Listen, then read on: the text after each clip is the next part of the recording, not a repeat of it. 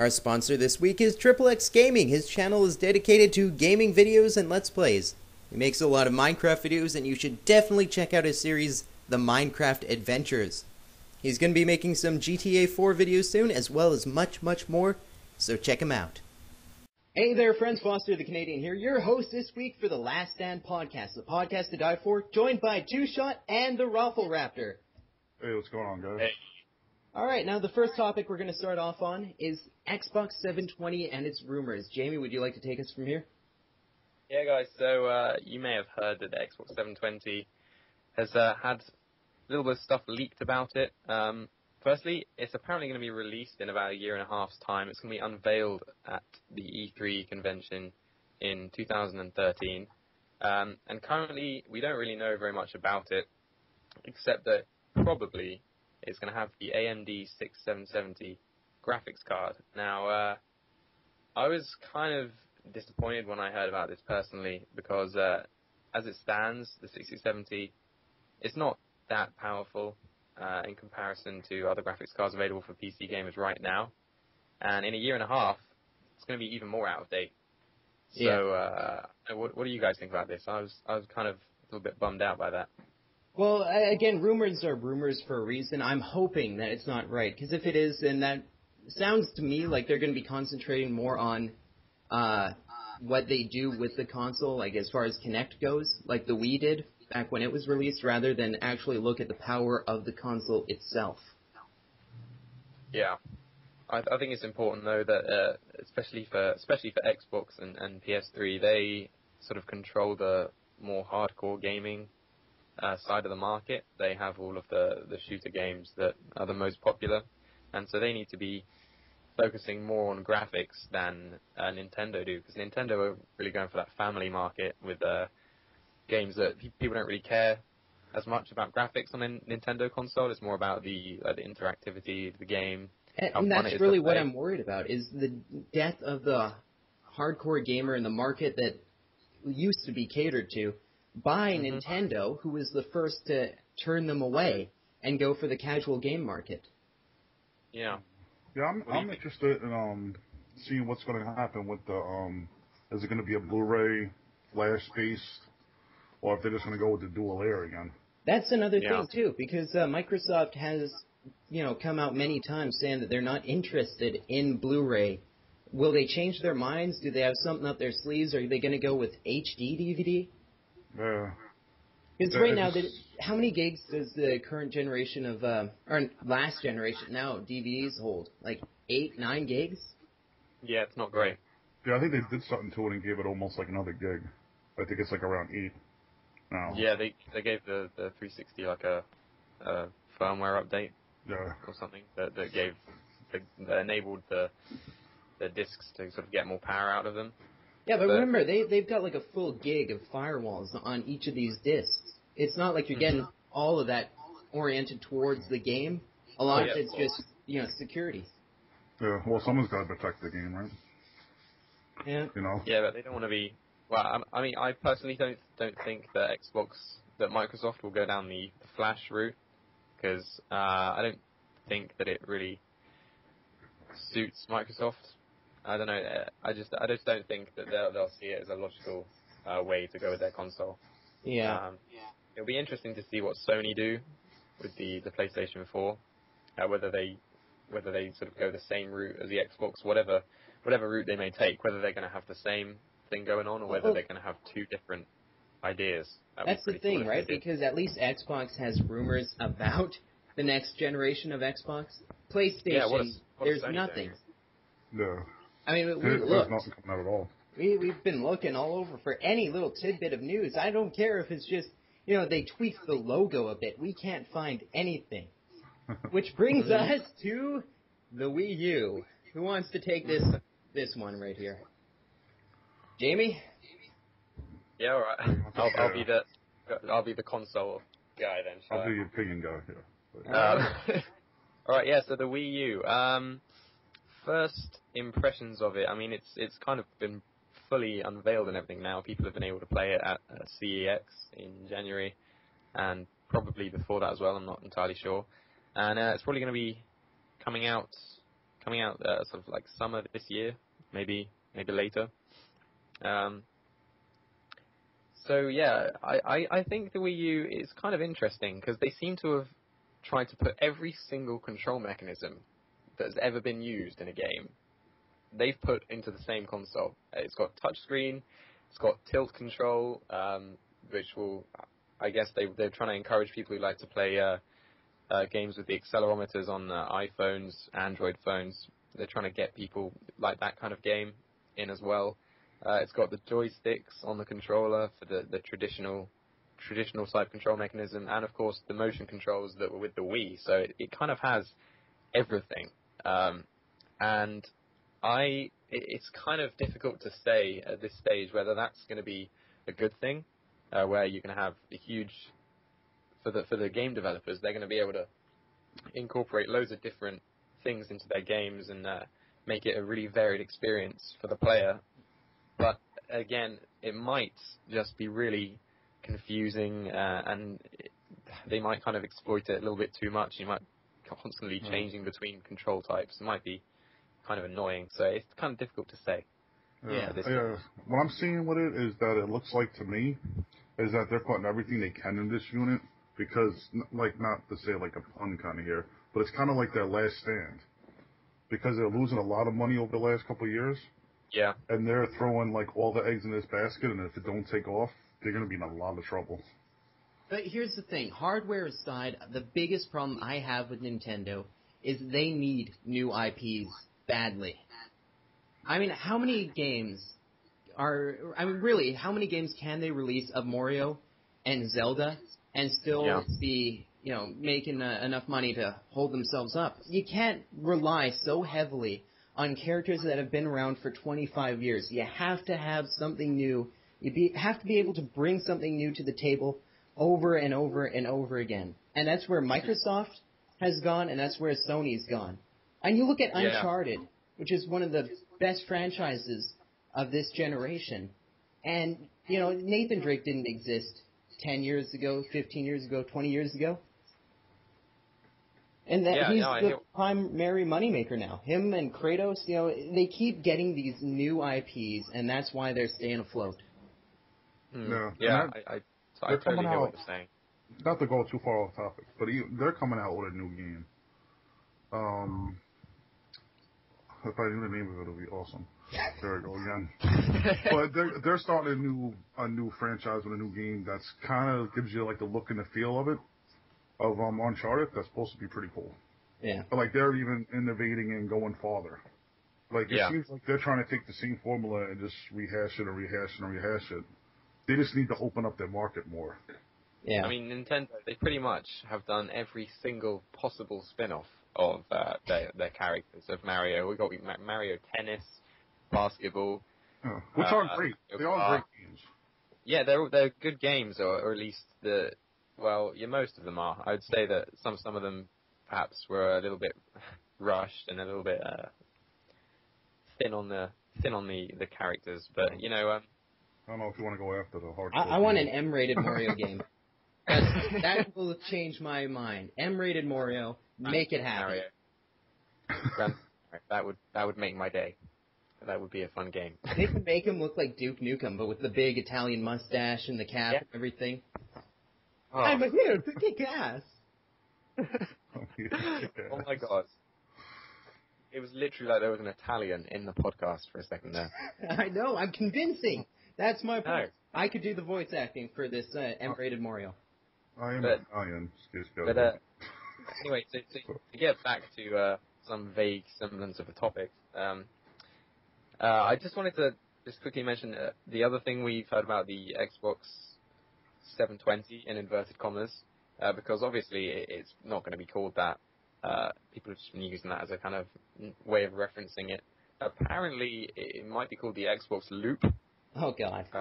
I've heard, and personally, I think that's a terrible name. Almost as bad as Natal. Really. Yeah, I mean, it's still got nothing on the Wii. It's just a bizarre name. I don't know why they came out with that in the first place, and I'm pretty surprised that after people's reaction, when they come out with a new console now, they're calling it the Wii U. They could have just thought of a whole new name and covered up their mistake. But no, they're sticking with it. Yeah. But yeah, the Xbox Loop, that is a horrible name. I really hope they don't use that. I mean, it like seems you the only said, predictable name now is PlayStation 4. And if it's not PlayStation 4, I'm going to throw a tantrum right outside of Sony's, executive offices. I really don't want anything but PlayStation 4. Yeah, they're pretty much set themselves up. Just keep going with that. Yeah. Yeah, I reckon do that for another couple of consoles. Yep. But like you were saying, Foster, we haven't heard anything from Sony about the PlayStation 4. Well, part of it is the PlayStation Vita. They're really trying to push that one. And to be fair, it looks like a really great handheld device. I just don't think it's going to sell at all. It's got a huge price on it. It's a novelty. $300 for the 3G and $250 for Wi-Fi on a handheld console. Yeah, I think handheld consoles don't have much of a future anymore, because obviously you have the PC gamers have their extremely good setups for the most part. It's expensive, but they get the quality. Then you have like a step down from that. You have the console gamers who still it's not a portable console. You might be able to take it around your friend's house, whatever, but you still get the decent graphics, decent power, and storage space, all of that. Consoles we know are incredibly popular, but now with the huge rise in popularity of mobile gaming, like all of on the apps, iOS, on the iOS and on Android as well. I really think that the mobile gaming is going to completely phase out handheld gaming. I really do, because I mean, if you're going to spend $300 on a PS Vita, I almost think, why would you not? Like, if you everyone loves Apple anyway. Everyone wants to have an iPhone. It's such a designer product now. You might as well just buy an iPhone, and then you have everything on one device. Here's the thing: the reason I don't think the PS Vita will sell isn't because it's expensive, because it does do other things. They will have 3G. They're going to have a browser. Basically everything that an iPhone has, except, a few less snazzy apps and more concentrated on the games. But that's not what people are going to look at. It's a gaming console with those attachments, whereas the iPhone is a phone that can also play games, and that's why it wins out. Yeah, exactly. It's got all that functionality right there, and of course, being an iPhone, it's so well designed. Everyone wants one. And I just think that not just the PS Vita, but handheld gaming as a whole is just gonna die a slow and painful death. Yeah. It's a shame too because of the history. I loved walking around with a Game Boy when I was going to school, playing Pokemon, at my school during recess and everything. And the PlayStation Portable, that was a pretty fantastic device when it came out, 2004, I believe. And it was almost as powerful as the PlayStation 2, and that's cool. But nowadays, there was no iPhone in 2004. You couldn't compare it against anything except its predecessors. Now it has competitors, and that's the big problem. Yeah, I think when online gaming came, that's when these handhelds kind of went away. Yeah. Like, before you had that, you were able to bring your games, bring them to school, bring them to hang out. Now that you're online gaming, both of you guys are going to stay home so you can play on a nice big screen TV and play the same game with each other. Yeah, and then when you're out and about, you've got your smartphone with games on that. If you want to just play a little bit of Angry Birds while you're waiting for the bus, waiting for the train or whatever. And it's no bigger than a phone. Exactly. And they're incredibly powerful, and they have decent graphics. So if you look at an Infinity Blade, that's been a really, really popular game on iOS, and it's a decent looking game. I mean, it looks basically it's the standard of the Nintendo DS. Yeah. That's the kind of graphic standard, and there's just no real reason to buy a DS when you could have a smartphone. They just don't really compete with each other. And if you want to take it to the next step, you get an iPad. Yeah. Yeah, exactly. You're not going to, buy something with a smaller screen that's just as big as your phone to play it on. I'm going to say right now, though, it breaks my heart to say this because I like the PlayStation Vita. If you take its price aside, I like what the device can do. It's really powerful. It plays amazing-looking games. It's going to die. It's inevitable. There's no way. I mean, look at the PlayStation Portable. That was a fantastic device, and it died so quickly. Yeah, and it barely, like you said, it barely had any competitors, really. There was nothing like it. Yeah. But now the PS Vita, it's just got so much competition. But one thing I did want to say, less about the PS Vita and more about Sony in general, is of course back when the PS3 and the Xbox 360 came out, Xbox got a huge jump on Sony in terms of when it came out and when they started unveiling information about it.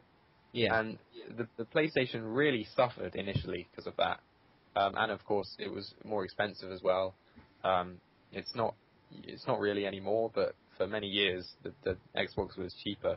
And yeah, Sony really suffered from that, and that enabled Microsoft to get a much bigger hold on the market. And if they're not careful, the same thing's going to happen all over again, because we're starting to find stuff out about the Xbox. We've been told, roughly at least, when it's going to be unveiled, that kind of thing. And we haven't heard anything about the PS4, and they really need to get some stuff out there about it. I wonder if they're going to fall behind again. I wonder if it's that PlayStation thinks that their system is still better than Xbox's, and if they bring out a new one, that they're still going to be right there to still compete with them. That's a big problem with Sony. They really try to milk their systems. I mean, PlayStation 2, they say lasted, 12 years or 8 years, some crazy amount of time. About 10 years.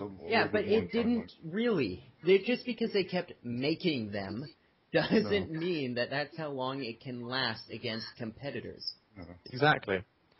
That's how long it might last against other Sony products. But, I mean, I can think of quite a few of my friends who currently own PlayStation 3s, and they've said that they're going to be looking at getting the new Xbox as opposed to the PlayStation. Well, because do you really want to play last generation games, or do you want to actually make that step up? It's been a long time with this generation of consoles, the longest of any generation for years.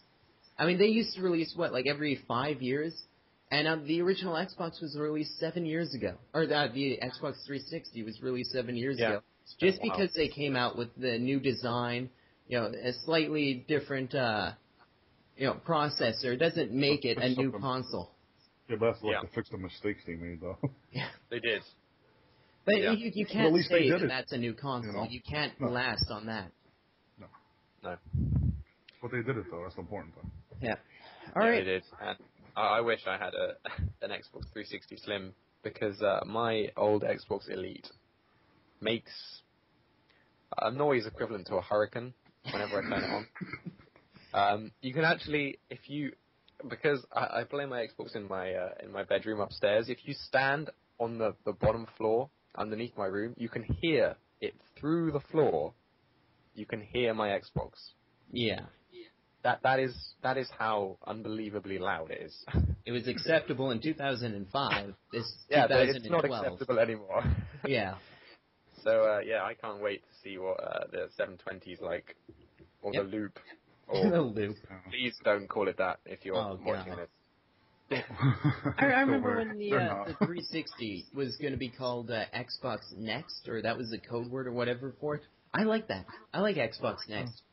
Name it that. Yeah, they could have had like the X as the Xbox symbol or whatever. It would have worked as like a logo, I think. Yeah. All right. I think we should move on. We've pretty much covered everything here. All right, we got Minecraft news for you, and this is mostly around update 1.2. So let's get into that a bit. We've got jungle biomes now. What do you guys think about that?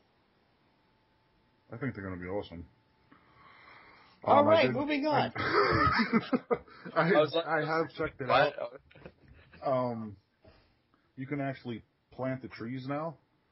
If you put 4 trees together and hit it with some bone meal, you'll get a a huge tree out of it. Yeah, like a massive jungle tree.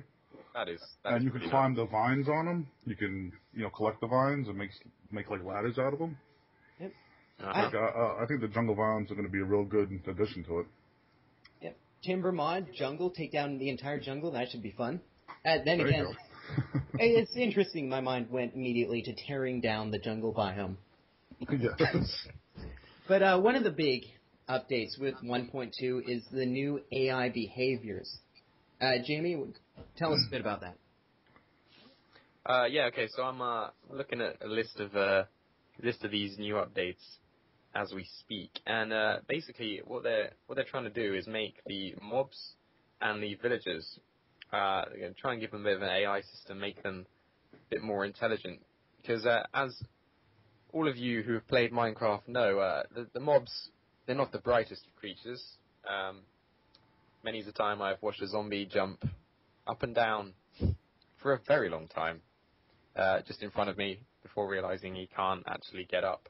Yeah. So basically, they're going to try and make zombies, skeletons, creepers, and the like a little bit more intelligent. So zombies are going to actually try and seek a way, trying to find a way up to you. For example, if you're looking down at them, they can't climb straight up to you. Instead of just jumping like a, I don't know, stupid kangaroo.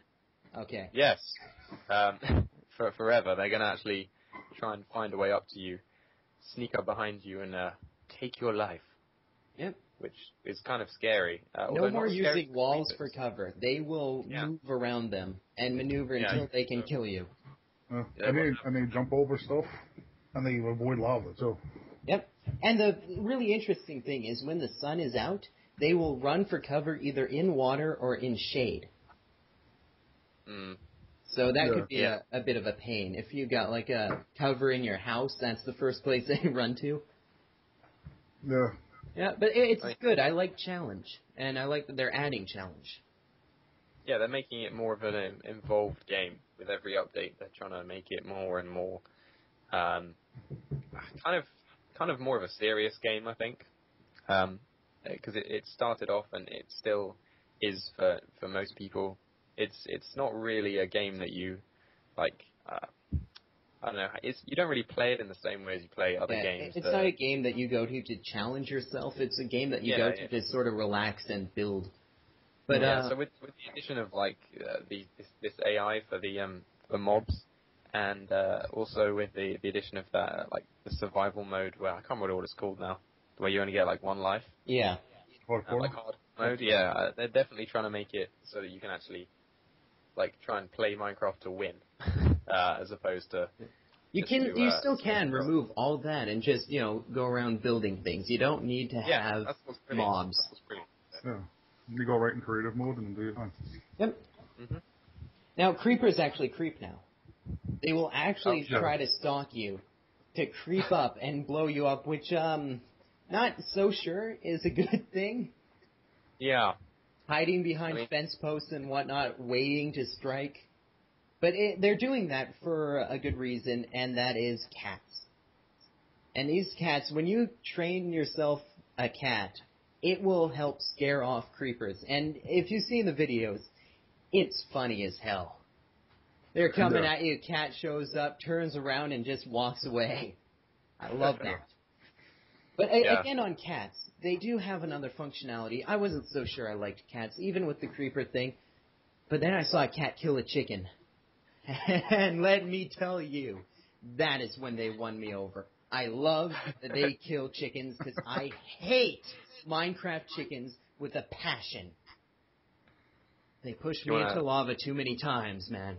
Too many times. Do you want some, like, counseling or something? Or are you I don't need counseling. I'll get cats. Hundreds of thousands of cats. I think he needs a hug.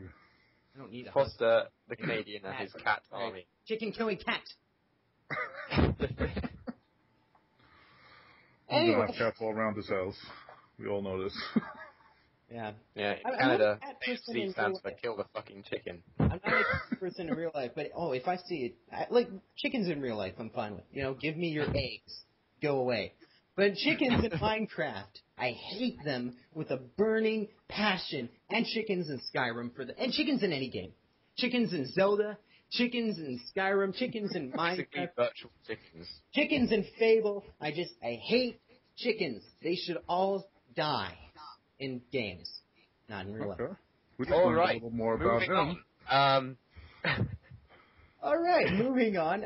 Let's talk a bit about, aside from the AI and the jungles, they have added a couple of new items. The biggest one being the what's it called? The flame ball, the ball of flame. Yes. Yeah. Now, this is pretty cool because if you put it in a dispenser and activate it, it will fire at you and set whatever it hits on fire. So that should be really cool for adventure maps. Yeah. That's a big thing. Good, some good traps. Yeah. They also got the wolves that can breed now. Oh yeah, baby wolves. That's a big thing. Yep. They're also going to be giving AI to villagers as well as the mobs. So Yes, please check that out. It's hilarious. so they're going to try and actually, when you come across a village, you'll find that the villagers are going to actually try and live in the village as opposed to sort of just wander around it. They're going to try and go to beds and stay inside the houses in the beds. It's They gotta nighttime. change their skins. Yep. The skins, they do look like something out of Star Wars at the moment. Yeah. It's really And they look like monks, where the way they like just wander around sort of serenely. I don't care unless they kill chickens. But they All actually pair up. And they go into one house and jump on their beds. They pair up. Yeah, I was unaware of this. It's like incest. Now? Yeah, they don't have kids yet. I don't know if they're gonna. But they actually man, pair I up. want to breed a few testificates, see what happens. Do you mean to say that in the future there will be awkward moments where I walk into a Minecraft house and they're jumping on the bed, they both stop and turn and look at you. Okay, I didn't mean to disturb you. Sometimes there's even threesomes or foursomes going on. So I've seen so. All right, I but think there's always one guy just handling his business by himself. Family friend. Yeah. All right, I think we're going to take a break here and have a word from our sponsor. Our sponsor this week is XXX Gaming. His channel is dedicated to gaming videos and Let's Plays. He makes a lot of Minecraft videos, and you should definitely check out his series, The Minecraft Adventures. He's going to be making some GTA 4 videos soon, as well as much, much more, so check him out. Hey there, friends. We are back with the podcast now, guys. I'm not sure if you knew this, but our first podcast got rave reviews across the board from our subscribers. For instance, Arcanarge says, derpa derp. Steve-O Appleseed says, this is so cool, and I think you guys should do a live stream of COD or Minecraft. And finally, Caddy872 says, the intro is awesome. Very nice. Oh, and I guess the podcast was cool as well.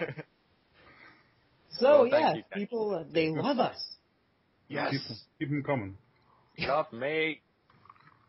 Okay, Twoshot, do you want to take us on the Minecraft seeds we've got this week? Yeah, so we have 3 interesting seeds today. Hopefully we're going to be showing videos of them real quick. Nothing too big. They're all kind of fail seeds. The first one we have is Apple. That basically spawns you right in the middle of an ocean with no land in sight, as far as you could possibly see. Which is... helpful. Yeah. If you like water, this is definitely the seed for you. Oh, definitely. Especially if you like water. And if you don't like water, do it anyway. You'll like it after. You have to check them out. And the other one, if you're totally opposite of, you hate water, you can't take it, put it in winter. And that spawns you right in lava. That makes sense. Yeah. So you basically just stay in lava forever. And you never get to play. Unless you're in creative mode. But that sounds fun. Yeah. That's about it. Other than that, the seed does look okay. You know, I did go in creative and fly around a little bit. Other than the fact you spawn and die immediately. Over and over and over. And for our third seed, we got Give Me a Break, which spawns you right inside an NPC village. Yeah, if you guys are frustrated, you can't find an NPC village. I can't believe this works. If you type Give Me a Break into the level seed, and there you go, your own NPC village with an abandoned mine shaft right underneath. Very cool. That works. Pretty cool. Yeah, that's easily the best of the 3, wouldn't you say? Yeah. Definitely. I like the idea of not dying, personally. Or drowning, yes. Mm. Well, you don't have to drown. You can stay afloat and just, look around. Yeah, I mean... look around at water. Yeah, try to reenact Castaway. Yeah, that's Wilson! Yeah, that's pretty much it. We had like a mise en seed on the first podcast, so I figured I'll bring you some fail seeds. Yeah. Well, I don't know. Give me a break is more you've failed long enough, and that's it. The fail stops here. We draw the line here. Yep. All right. So we also had a texture pack, right? Yes, we did. This is the Wayukian pack. Now, this is a fantastic texture pack, 16 by 16.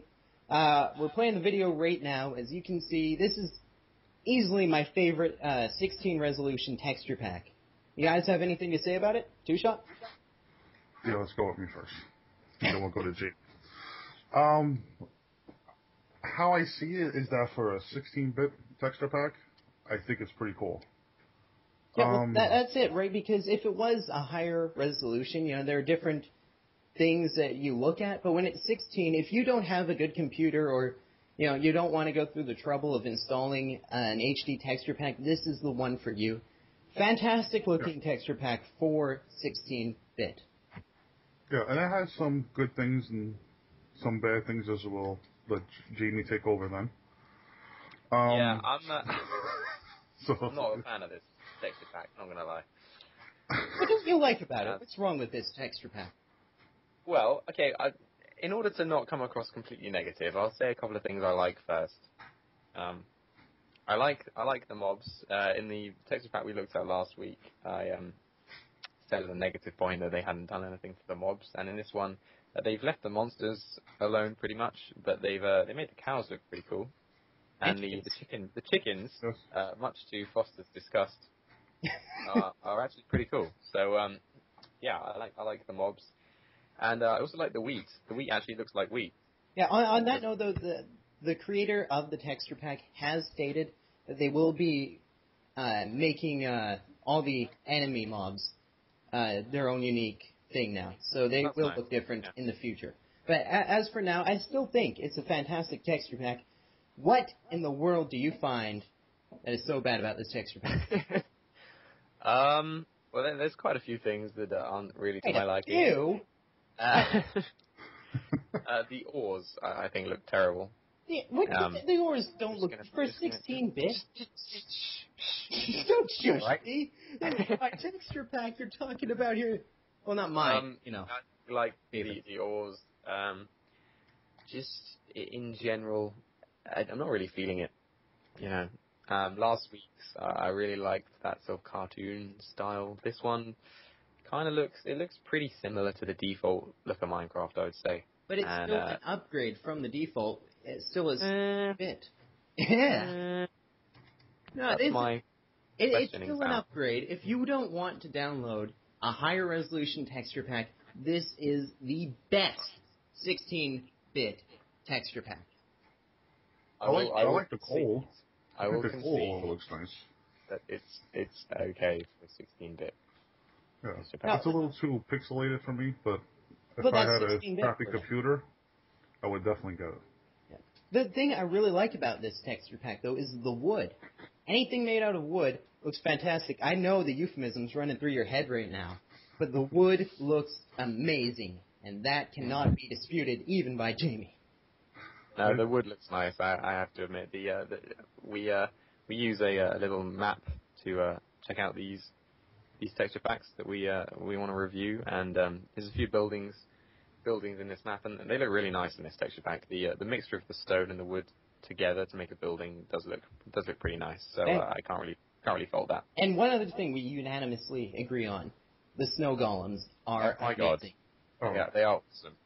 Best snow golems I've ever seen. Even in the higher resolutions, I prefer these snow golems. Yeah, they just look badass. They just look badass. They do. Snow golem. Yeah. And I love my snow golems. You guys know that. Or you should know it. If you didn't know it, you know it now. I hate chickens and I like snow golems. If not, check out his Let's Play. Exactly. But this texture pack, aside from the little problems that... I'm not loving this texture pack 100%. I don't like the way that lapis blocks look. Not the ore, but the blocks themselves. I don't like it. It's like a gray block with a diamond in it. Yeah, I don't like the gates too much. Like the The bars. Oh, the iron bars? Yeah, I think they're okay for like decoration-wise, but you can barely see through them. Yeah. Another thing is, there are times where I like the windows. They're kind of like barred windows. But there are times when that's not the look I want on my house for windows. So I'm kind of half and half as far as the windows go. I like the trapdoors. Yeah, I again, think they make anything nice made out of shutters. wood looks amazing in this. You know, you love your wood. I do. Oh, yeah. I love do. this one. Indeed. Oh, yeah. And if you thought that had any sort of underlining sexual context, you are a filthy person. Oh. Jamie, you're the one that says, oh, okay. Oh, okay then. One thing that every texture pack needs, though, change the testificates. Change them, please. The NPCs, I hate them so much. Why can't the snow golems be NPCs? That's my question to you. Those deserve to be NPCs, not testificates. More like testificant. Am I right, fellas? I guess think I I'm was not you on right. that one. Okay. Alrighty. So, we've pretty much covered that. Yeah, I think we covered the texture pack. Not quite as well as we did last week, but... I like the bookshelves. The bookshelves are cool. Again, anything that's created through the wood. Words. We get it. Just keep You going guys back to make the this same seem thing. much creepier than it is. All I'm saying is I love wood. And on that note, I'm trying not to say nothing about it. it's, we covered everything, haven't we, guys? Yeah, I think so. The water in the texture pack. That is also fantastic looking water. It is good. I hate the original, like the default water from Minecraft. Mm-hmm. It looks horrible. Yeah. This gives it a nice little upgrade. So overall, I give the texture pack a 9.9.99 out of 10. You can't have 2 decimal points. I can if I want to. Jamie's Canadian gonna have to. Jamie's gonna have to. He's gonna I give it a 0.7. 0.9 out of 10. Yeah. No, I think we should start doing a rating system. Two-shot? I would say for a 16-bit, I would give it like a 7. All right. Okay. To be honest. But go and check it out for yourselves, guys. The link will be in the description. Absolutely. And that's the show. That's it. No. So I hope you guys enjoyed the Last Stand podcast, episode 2. We went over a few pretty big gaming issues with the 720, PS4, and Wii U. And hope you guys enjoyed it and are excited for the next episode, which will be next week. Yep. We hope. Until next time, this is Foster the Canadian, Twoshot B2, and the RoflRaptor. Saying see ya. Later. Bye. Alright, here we go. Hey there, friends. Foster the Canadian here.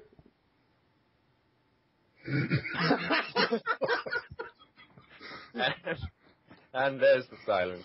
Yeah, I was thinking to myself, wait, do I introduce the podcast or them first? Alright, I'll do me, then podcast. Canadian's Log, February 5th, 2000. The last Come on. podcast, the podcast to die for. I'm here with Twoshot. Hello, my name is Tony. Are we impersonating YouTubers now? I can do a few. No. Yeah, come on. Hey, I've got one. What? Hey, friends. Foster the Canadian here. Hey, what's up, guys? This is Shoot Hot. Oh, damn. Shoot off.